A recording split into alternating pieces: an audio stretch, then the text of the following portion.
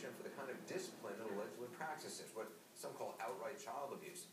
360's Gary Tuckman reported extensively on those allegations. Now, the subsequent outcry prompted Montana state legislature to act, taking up legislation late last month to try to regulate such schools.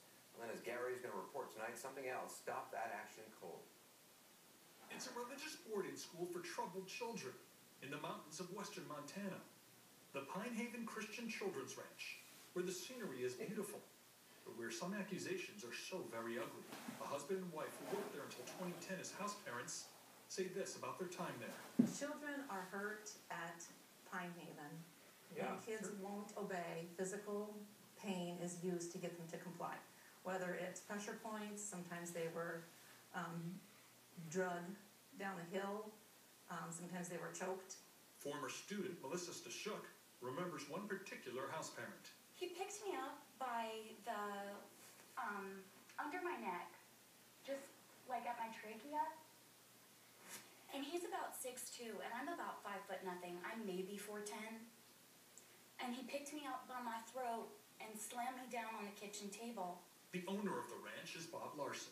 Why do you think so many people are saying such bad things? Ultimately, we only have one enemy who wants to defeat the good that's in the world, and that's Satan. So did the devil make this man do it? Ned Kent is the house parent Melissa Stashuk was referring to. Some of the kids who are now adults tell us that you used to choke them. That's totally false. What is it that you did to them? Use pressure points to restrain them. What does that mean? You have places on your body where nerve endings are real close to the Well, show me, like, where on my body would you? Like right there. Show me my. Right there. So you do it two hands or one hand? Usually just one. But could that not be interpreted as choking, as if an adult puts pressure points on a child? Is much smaller? I suppose it could be.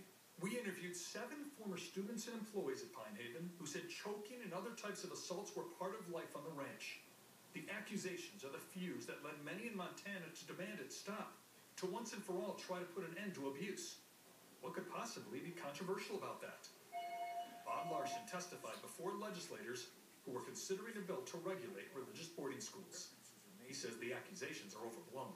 I don't think anybody here believes everything you read in the newspaper, because they have their own agenda. Schools like Pine Haven don't have to be regulated by the state like all other schools. No matter that Pine Haven is unaccredited, unlicensed, or that the teachers don't even have Montana teaching certificates. But an influential conservative leader in Montana says the bill would be a violation of church and state. It would absolutely be against the Constitution for the government to regulate a church. However, the sponsor of the bill says the issue is protecting children. I'm very proud of my religious education. This is not about religion. Representative Ellie Hill points out that every other religious boarding school in the state except Pine Haven has voluntarily agreed to be regulated. But Bob Larson says there is no more choking or so-called pressure pointing, and spent a leisurely 20 minutes in the state capitol talking and doing the type of PowerPoint one would do for prospective students and their families. We invite you to come to western Montana and visit Pine Haven. When Larson finished, so did the leisurely pace of the hearing. Suddenly, the pace picked up. Judiciary Committee Chairman Creighton Kerns was in an interrupting mood. Try to be brief, please. We're running out of time. Our time is essentially expired, but step up, state your name, that you, in one minute or one sentence, either way. We're going to go on to the next question. We've got to learn to answer our questions and ask the questions very briefly, folks. We're running out of time. Finally, one legislator in support of regulating Pine Haven couldn't take it any longer. I am extremely upset about what's happening right now. I don't think there's anything more important than the safety of our children. And we listened to a 20-minute presentation that had very little to do with the topic of this bill. The questioning of Larson was short. A vote was taken, 12-8 against regulation.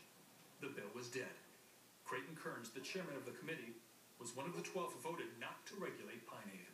Don't you think if there was someone in the state looking over this place, the kids would be safe? I don't think it would change it. I really don't. I don't think it would change it. Because then why do it for your other schools? Regulation, as Huxley told us, brave new world, regulation is the key to stabilization. I don't buy it. Well, why do it for your other schools then?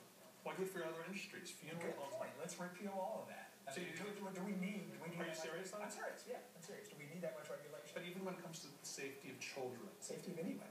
Jenny Eck voted for regulation. She was the legislator who got emotional during the hearing. It was shocking to me that we would hear about children being abused and not do anything about it. In fact, not even get all the information on the table. And I've definitely lost sleep over it. It's really troubling. Gary Tuckman joins us now. Can this bill be reintroduced during the legislative session? This bill is dead for the session, Anderson, and unlike most states, Montana's legislature doesn't meet every year, only in odd-numbered years, so the bill can't be introduced until the year 2015. And if the committee had approved the bill, what were its chances in the full House and Senate?